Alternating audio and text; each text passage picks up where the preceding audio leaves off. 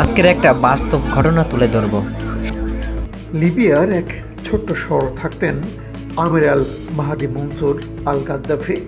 ছোটবেলা থেকেই এক স্বপ্ন লালন করে আসছিলেন তিনি। একদিন মক্কায় গিয়ে হজ পালন করবেন। বছরের পর বছর সেই স্বপ্নকে বুকে ধারণ করে অবশেষে এবার সুযোগ এসেছিল তার। প্রয়োজনীয় কাগজপত্র ঠিক করে দলের সঙ্গে রওনা দেন তিনি সৌদি আরবের পথে। কিন্তু ভাগ্যের এক অদ্ভুত বাঁকে আটকে গেল তার যাত্রা। যখন দলের অন্য সবাই বোর্ডিং পাস হাতে বিমানে উঠছেন, তখন আমিরকে থামিয়ে দেয়া হয় ইমিগ্রেশনে। সমস্যা তার উপাধি আল গাদ্দাফি। লিবিয়ার ইতিহাসে এক সময়ের বিতর্কিত শাসকের সঙ্গে নামের এই মিল আজও কিছু নিরাপত্তা ব্যবস্থায় সতর্ক সংকেত হিসেবে রয়ে গেছে।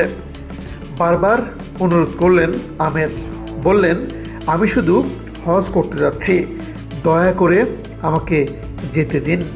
কিন্তু সুরক্ষার দোহাই দিয়ে ক্যাপ্টেন সিদ্ধান্ত নিলেন আমেরকে ছাড়া ফ্লাইট ছাড়বে।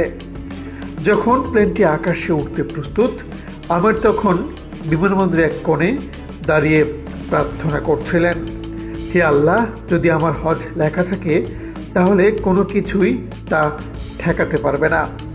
মনের ভিতর এমন দৃঢ় বিশ্বাস ছিল তার। ঠিক তখনই ঘটে এক আশ্চর্য ঘটনা। উড়ান শুরুর কিছুক্ষণ পরেই প্লেনটিতে কারিগরি ত্রুটি দেখা দেয় এবং সেটি বাধ্য হয়ে ফিরে আসে। মেরামত শেষে আবার চেষ্টা করা হয়, কিন্তু দ্বিতীয়বারেও সমস্যায় পড়ে ফ্লাইটটি। ফের অবতরণ করতে হয় বিমানবন্দরে।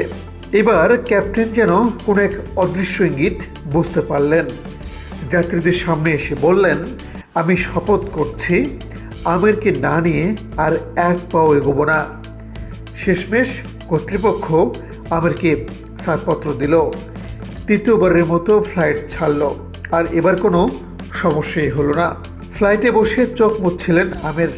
তার মুখে তখন শুধু একটাই কথা, আমি জানতাম যদি আল্লাহ চান তবে কেউ আমাকে থামাতে পারবে না। এই গল্প খুব দ্রুতই সামাজিক যোগাযোগ মাধ্যমে ছড়িয়ে পড়ে। কেউ বললেন এটা আল্লাহর মর্জি, কেউ বললেন এটা হলো প্রার্থনার শক্তি, কিন্তু সবার চোখে আমির হয়ে উঠলেন এক প্রতীকের নাম। বিশ্বাস, ধৈর্য আর ভাগ্যকে জয় করার এক জীবন্ত প্রমাণ। এভাবেই শত বাধা পেরিয়ে আমির আল গাদ্দাফি পৌঁছে গেলেন পবিত্র হজে, নিজের স্বপ্ন আর বিশ্বাসকে সত্য করতে।